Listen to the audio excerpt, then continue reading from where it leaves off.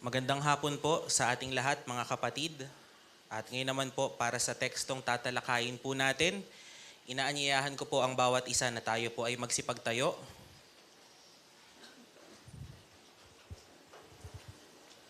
Buksan po natin ang ating mga Biblia sa Matthew chapter 28 verses 16 to 20 para po sa teksto po natin sa hapong ito. Matthew chapter 28 verses 16 to 20. Babasahin ko po siya sa Legacy Standard Bible. Matthew chapter 28 verse 16. But the 11 disciples proceeded to Galilee, to the mountain which Jesus had designated. And when they saw him, they worshipped him, but some doubted. And Jesus came up and spoke to them, saying, "All authority has been given to me in heaven and on earth. Go therefore and make disciples of all the nations, baptizing them in the name of the Father and the Son and the Holy Spirit, teaching them to keep all that I commanded you, and behold, I am with you always, even to the end of the age." Tayo po muna ay manalangin mga kapatid. Let us pray. Aming dakilang Diyos sa kaitaas-taasan, kami po ay patuloy na nagpapasalamat sa mga oras na ito na inyong ipinagkaloob sa amin. Aming panalangin ay patuloy na gabayan niyo po ang aming mga puso't isipan at maski ang aming mga diwa, Panginoon, na maging open sa inyong salita. Gabayan niyo po kami sa aming pakikinig, sa pagtuturo at nawa, Panginoon, ang mga katotohanan ito ay hindi lamang maiwan sa aming mga isipan, kundi nawa ang mga katotohanan ito ay maisabuhay po namin hindi lamang po sa aming iglesia, kundi sa aming kani-kaniyang mga buhay, para lamang sa kapurihan ng inyong pangalan. Muli, ngalan niyo lamang po ang maitaas sa matamis sa pangalan ni Jesus. Amen. Mga kapatid, maaari na po tayong magsipag-upo. Happy Lord's Day po ulit sa atin. Kung masusundan po natin, ang tinatalakay po natin ay ang Second London Baptist Confession of Faith, chapter 8, paragraph 3. Yung ikatlong paragraph na po yung tinatalakay po natin. To give us a briefer, last Sunday, tinalakay po ni Brother James ang importansya ng doktrina ng hypostatic union ni Kristo Jesus, kung saan pinapaniwalaan po natin and kino-confess ng ating 1689 LBCF, particularly sa paragraph 2, na si Kristo Jesus ay tunay na Diyos at tunay na tao na nasa iisang persona. Kailangan po nating makita ang kahalagahan ng doktrinang ito dahil tanging si Kristo Jesus ang karapat-dapat na tagapamagitan between us, na mga taong makasalanan, at sa ating Panginoong Diyos na banal. Only the God-man, Jesus Christ, is the only mediator between God and man. At ngayon naman po, para sa tatalakayin po natin sa chapter 3, ang particular na theme na tinatalakay po natin dito is yung kwalifikasyon ng ating Panginoong Hesukristo kung bakit siya ang tagapamagitan natin.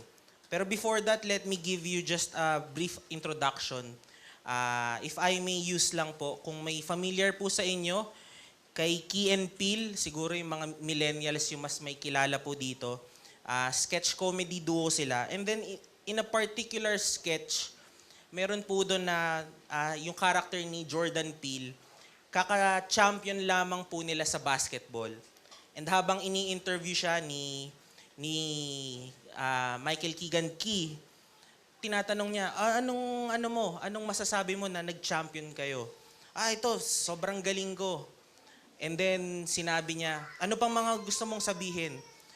Na dahil sa galing kong ito, nalaman ko, ini-English ko na lang po na lahat ay kaya nating gawin. Di parang to inspire, di ba? Pero yung absurdity ng joke is umabot na yung character ni Jordan Peele na kahit yung mga imposible, sinasabi niya, o yung mga kabataan na nakikinig sa akin, tumalon kayo sa mga bintana nyo kasi kaya nating lumipad. Pwede kayong pumunta sa expressway, sa freeway, at maging kotse. Kaya natin lahat yan. kasi nakita niyo yung galing ko. And you get the joke, mga kapatid, na yung absurdity ng mga tao na makikita natin na on a point of influence dahil sa angking galing nila. And the sad part, if I may, yung punchline is may mga batang naniwala dun sa sinabi ni Jordan Peele, dun po sa character niya. The sketch pokes up the absurdity of influence of famous people where they can exercise influence to other people, especially children. And makikita po natin to in reality kung bakit napakadelikado, if I may say, ng mga artista na nagpro-promote ng sugal. Although makikita na pwede nating maliitin ito, but there are people in our populace na madaling maimpluwensyahan ng mga taong yan. Especially yung mga taong tinitingala nila. Pero I just want to say, mga kapatid, if this is the absurdity or the reality na kinakaharap natin, nawa makita natin yung reversal po nito. The authority of Christ sa sanlibutan po natin ay nagmumula sa kanyang matapat na pagsunod sa kalooban ng Diyos Ama. And in sense, it also follows na ang pagsusugo ni Kristo Jesus sa mga disipulo at sa iglesia neto, in extension, ay may kasiguraduhan ng katagumpayan dahil si Kristo Jesus mismo ang nag-utos nito. Para lamang po sa ating tatalakayin, meron lamang po tayong 2 punto sa hapong ito. First point, ang kwalifikasyon ni Kristo Jesus. And then secondly, ang garantiya, the guarantee of Christ Jesus. His qualification and His guarantee. Sa unang punto, ang kwalifikasyon ni Kristo Jesus, in brief, sa pagbabasa po natin ng mga salaysay ng Ebanghelyo, particularly sa Gospel of Matthew, Mark, Luke, and John, ipinapangaral ng mga writers na si Kristo Jesus ay lubos na kinalugdan ng Ama at sumakanya ang banal na Espiritu, particularly in Christ's baptism. Ipinapangaral rin ng mga nabanggit na Ebanghelyo ang karunungan ng Panginoong Hesukristo at maski ang mga kaniyang ginagawang ministeryo ay pinagkaloob sa kaniya ng walang sukat. At makikita po natin ito sa John chapter 3 verse 34. If I may lang, mga kapatid, basahin ko lamang po. John 3 verse 34. Basahin ko lamang po sa wikang Ingles. The one whom God sent speaks the word of God, because God does not give the Spirit in limited measure to Him. Ito po yung mga salita ni John the Baptist with regards po sa ating Panginoong Hesukristo. And in verse 35, yung sumunod po na bersikulo, pinapakita rin ang paglubos na pagmamahal ng Diyos Ama kay Kristo Jesus. Basahin ko lamang po, John chapter 3 verse 35. The Father loves the Son and has put everything in His hands. Kung titingnan po natin, mga kapatid, this is the early parts of the gospel. Yet makikita na natin ang kapangyarihan na meron si Kristo Jesus. Even sa earlier parts, sinasabi na po sa gospel narrative that all authority is already in Christ Jesus. And kung titingnan po natin, mga kapatid, madalas nakikita natin yung glory ng Panginoong Hesukristo sa kanyang muling pagkabuhay. Yet may we avoid na during His earthly ministry, He has already all the authority. Pero kung titingnan natin, the beauty of the gospel is yung sukdulan na meron si Kristo Jesus in His incarnation and ministry, much greater pa yung meron sa Kanya after resurrection and His ascension and current session. Yun po yung meron si Kristo Jesus, mga kapatid. Kung minsan nada-downplay natin yung mga yung gospel narrative na on His ministry, nakikita natin si Christ as weak. Yes, may point yon that He shown infirmities dahil tunay na tao si Kristo Jesus. But we must never forget na ang Diyos Ama ang nagbigay kay Kristo Jesus ng banal na espiritu without measure to do all things, to do all the ministry, to do all the miracles, to do all the great things para po masunod ni Kristo Jesus ang tagubilin ng Diyos Ama sa Kanya. Ang ministeryo ni Kristo at ang Kaniyang mga isinasagawang milagro ay dahil sa pagtatakda ng Diyos Ama at sa pananahan ng banal na Espiritu. Gusto ko lamang po nating makita, mga kapatid, na ang pagtutubos ni Kristo ay naayon pa rin sa itinakdang pagtutubos ng banal na Trinidad bago pa man likhain ang mundo. The concept of covenant of redemption. Sa bagong tipan, may historical na aspeto ang planong pagliligtas ng Diyos sa kaniyang mga hinirang. Mula kapanganakan hanggang kamatayan, tapat na sinunod ni Kristo ang kautusan. Tapat at perpektong ginanap ni Kristo ang pagiging tagapamagitan sa Diyos at sa tao. And this is something na dapat makita po natin, mga kapatid. Lahat po ng ginampanan ni Kristo Jesus, He did it with perfection and in faithfulness to the word of the Father and also under the law. Dahil siya po ay kinalulugdan ng banal na espiritu without measure, mga kapatid. Kaya nga po masasabi natin na ang pagliligtas ni Kristo Jesus ay tiyak. This is something na makita po natin. Huwag po nating isipin na imposible ang pagliligtas. Dahil lahat po ng ginawa ni Kristo Jesus ay sapat para sa kaligtasan natin. And if I may say, more than enough ang ginawa ni Kristo Jesus, hindi lamang po para po magkaroon tayo ng kapatawaran, kundi para po tayo ay magkaroon ng kabanalan sa harapan ng dakila at banal na Diyos. Huwag po nating isipin na walang kapatawaran sa harapan ng banal na Diyos. The faithfulness of Jesus Christ, ang tanging dahilan kung bakit tayo merong katwiran at kabanalan. Through our union with Christ Jesus, we have forgiveness of our sins before the Lord. At ang patuloy na sinasabi sa atin, mga kapatid, ay magsisi tayo sa ating mga kasalanan at mananampalataya sa iyong tagapagligtas, sa iyong dakilang manunubos, Panginoon at Hari, kay Kristo Jesus.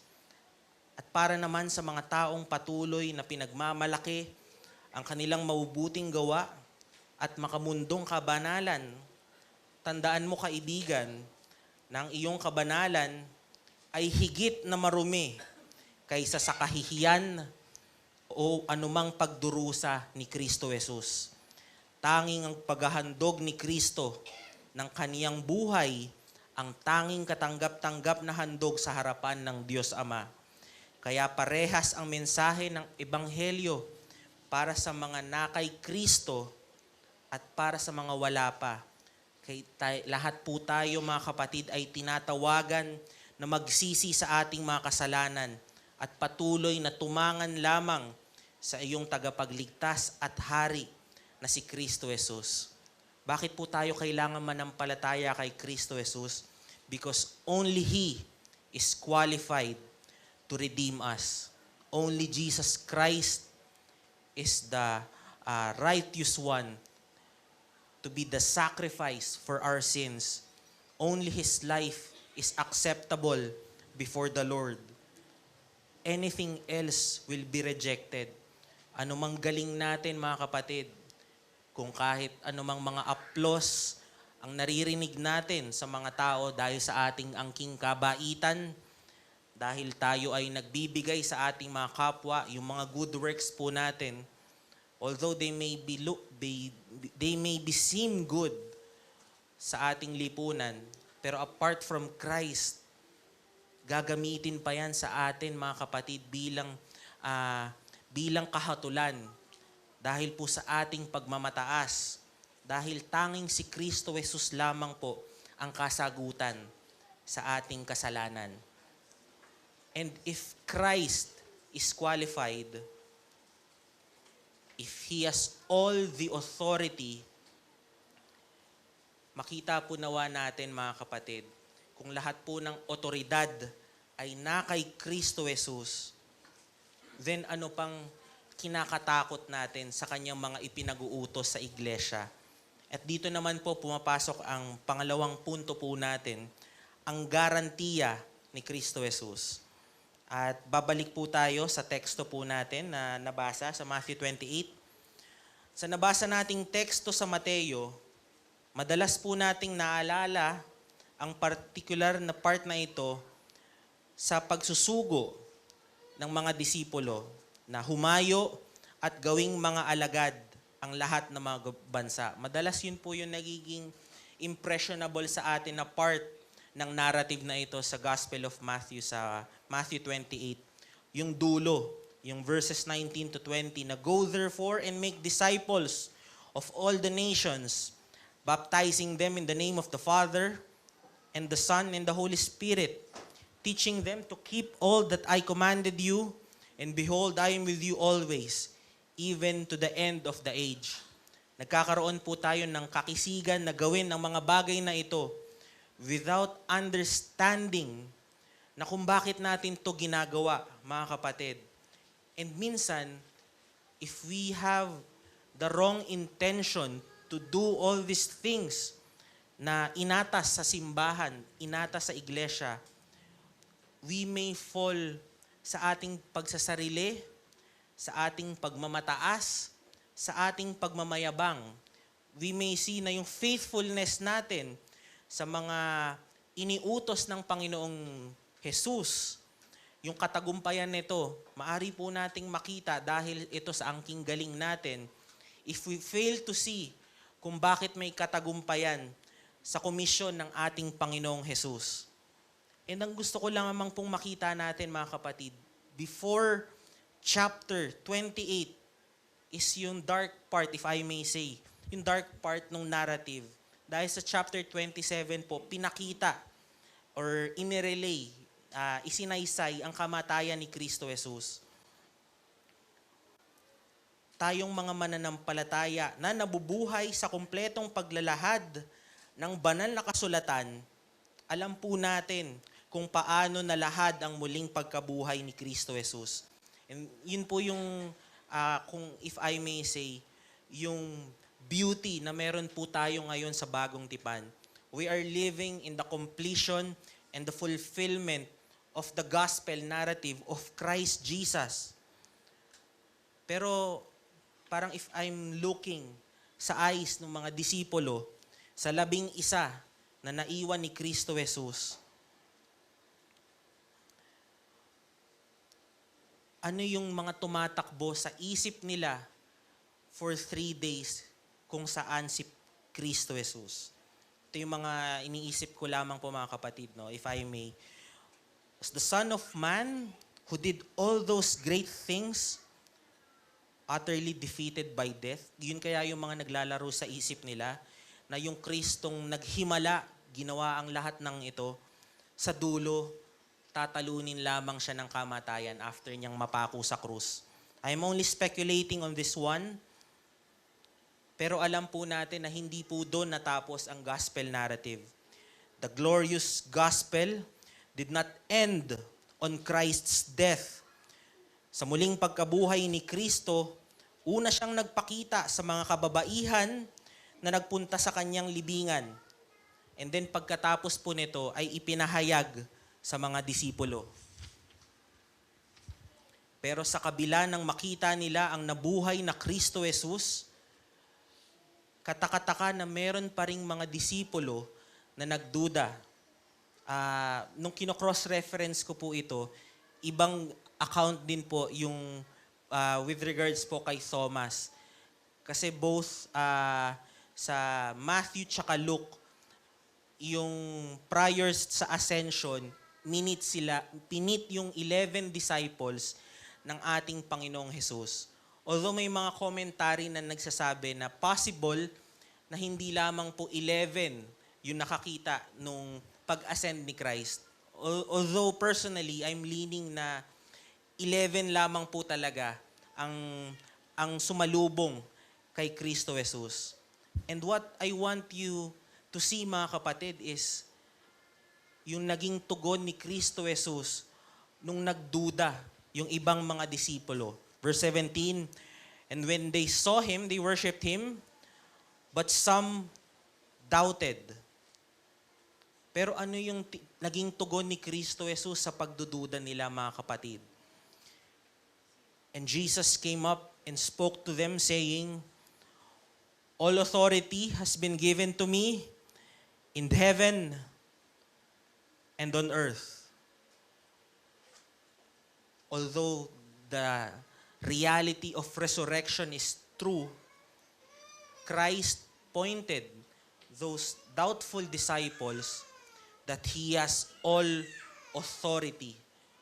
In His exaltation, after Christ defeated death and sin, He has all authority under the earth, in the earth, and in heavens. Kaya gusto ko po makita po natin, mga kapatid, saan po nakaangkla ang mga ministeryo po natin. Nakaangkla po ba ito sa angking galing po natin? Nawa, sa naging mga patotoo po ng mga kapatiran po natin, sa pagbabasa po ng ating church history, and pagbabasa po ni Pastor Efra ng kasaysayan ng ating iglesia, may that thought never cross our minds. Alam po ng bawat isa ang kahinaan ng bawat isa. Each and every one of us standing here, our pastors, our fellow deacons, our preachers, each and every one of the members of our BCM has shown different weaknesses.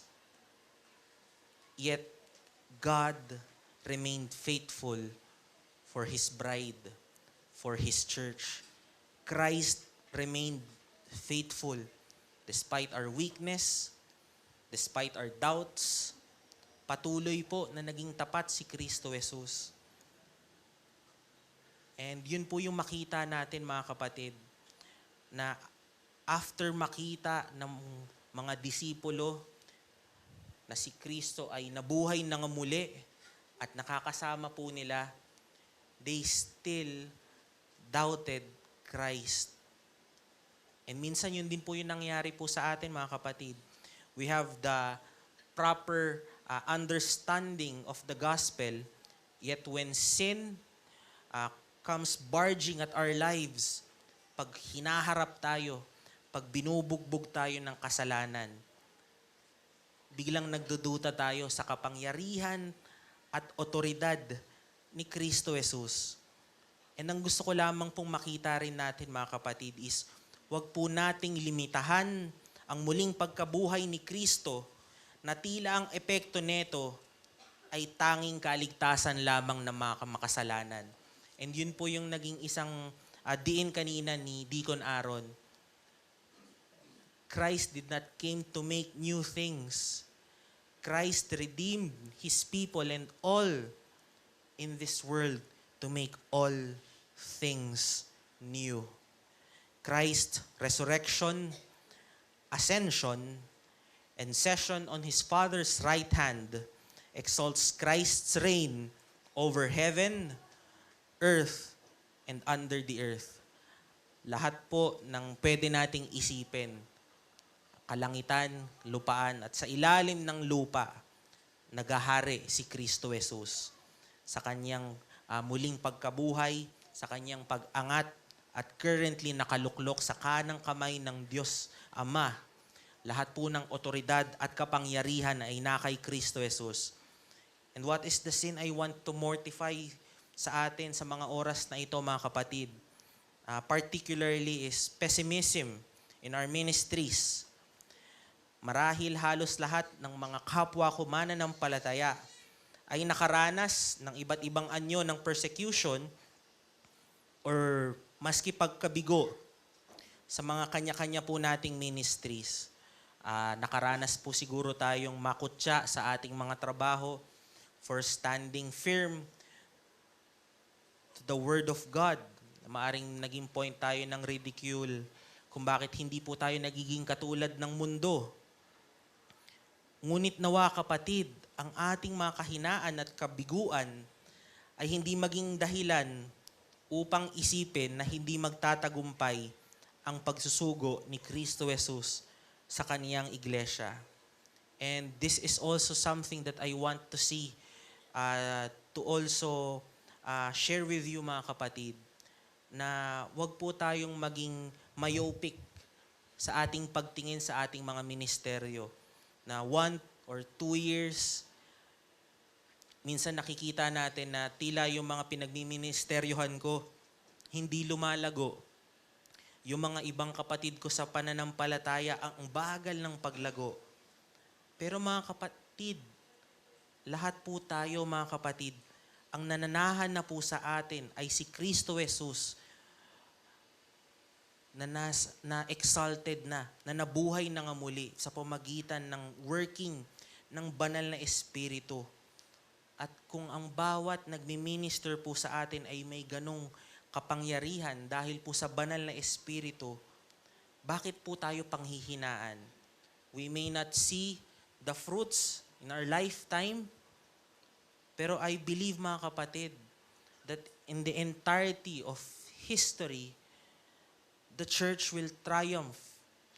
Dahil sino ba yung nag-guarantee na lahat po ng nasyon ay mapapasailalim sa otoridad ng ating Panginoon? Hindi ba't si Kristo Jesus mismo? Kaya anumang mga failures po natin mga kapatid, it's only a time, it's only for a moment, because Christ ensured our victory. And particularly ang grace na gusto po nating ma-vivify for this afternoon is the eschatological hope grounded on Christ's victory. Ang tagumpay ng iglesia at ng ebanghelyo sa sanlibutan ay nakaangkla sa tagumpay ni Kristo Jesus. Kaya ang katapatan natin kay Kristo ay kailanman hindi masasayang. And this is something that we must see mga kapatid. Regardless of the results of our ministry, ang pinaka-call sa atin ay maging tapat kay Kristo Jesus. Kung ano man yung maging number of or yung harvest, nakadepende yun sa ating Panginoong Diyos. But the call for each and every one of us is to be faithful and to do all these things diligently under the name of our Lord Jesus Christ. Nakakatanggal ng kabigatan pag iniisip natin na walang sino man sa atin ang dahilan kung bakit matibay ang iglesia. Yes, we are thankful for the faithful ministers, for the leaders. Pero ultimately, kung bakit nakatayo ang ating iglesia ay dahil matapat ang ating Panginoong Hesukristo. Alam po natin na ang Panginoong Jesus ang matibay na sandigan ng iglesia. Naway patuloy po nating paniwalaan ang ebanghelyong pinangahawakan natin. Si Kristo Jesus ay di lamang tagapagligtas, siya ang hari ng buong sanlibutan. Kaya bilang kaniyang mga tagusunod, hindi lamang kaligtasan ng ating mga minamahal ang ating hangarin. Maging layunin din natin na sila'y lumaki na napasailalim sa salita ng ating dakilang Diyos at Hari. Kaya nga gusto ko lamang din pong makita natin mga kapatid, na yung pag-disciple ay hindi lamang po through evangelism. Yung disciples po dito, nation. And ano po ba ang bumubuo sa mga nation? Families, government, different institutions, mga schools. Kaya nawa kung saan man po tayong tinawag na mga bukasyon, maging tapat po tayo mga kapatid. Nawa po maging asin po tayo sa mga kasama po natin sa ating mga trabaho. Nawa makita po ng ating mga nakakasalamuha, ng ating mga kamag-anak, ng ating mga katrabaho ang ebanghelyo. And this is something that we must do mga kapatid. Etong kinocommand ng ating Panginoon ay hindi lamang po nakakulong sa church. May all of our lives mag-effort po tayo na ma-disciple po natin ang mga minamahal po natin. Kaya yung mga katatayan ng mga nagfa-family worship, ituloy nyo po yan. Kahit po mabagal ang progress, ituloy nyo po yan mga kapatid. Dahil ang Panginoong mismo, Panginoong Jesus mismo, ang kasama mo sa pagpapalaki sa iyong mga anak. Sa mga teachers, nawa maging faithful tayo sa pagtuturo sa ating mga estudyante po natin. Maging tayo yung sandigan at maging basis po ng kanilang tamang moralidad. Dahil kung hindi po tayong mga Kristiyano ang magdidisipulo sa mga ito, may ibang magra-rise to disciple them. If we are not the one to disciple our children, our students, then the world will disciple them to make them like them. Kaya nga po, yun po yung panawagan ko mga kapatid. Maging faithful po tayo. Dahil hindi lamang po nagligtas si Kristo Jesus sa ating mga kasalanan. Tinubos rin po niya tayo upang umayon. Di lamang po tayo, kundi ang lahat ng sangnilikha ay umayon sa kanyang kadakilaan at kabanalan. And to conclude, our momentary defeats do not determine the outcomes of our ministries. The triumph of the Great Commission does not depend on those who were given the task, but with the one who gives it. Tayo po yung manalangin mga kapatid. Aming dakilang Diyos sa kaitaas-taasan, kami po ay nagpapasalamat sa oras na ito dahil alam po namin, Panginoon, na every time na nag-gather po kami, patuloy po na nararanasan at alam po namin na kinakasama niyo po ang inyong mga hinirang. Patuloy niyo po kaming gabayan sa lahat ng aspeto ng aming buhay, Panginoon, at nawa, tanging ngalan niyo lamang po ang bigyang kapurihan. Alam po namin, Panginoon, na tanging kayo lamang ang nararapat na tagapamagitan dahil kayo lamang po ang kwalipigado na pumagitna sa aming mga makasalanan at sa banal na Diyos. Muli, kayo lamang po ang purihin ngayon, bukas at magpakailan paman. Amen.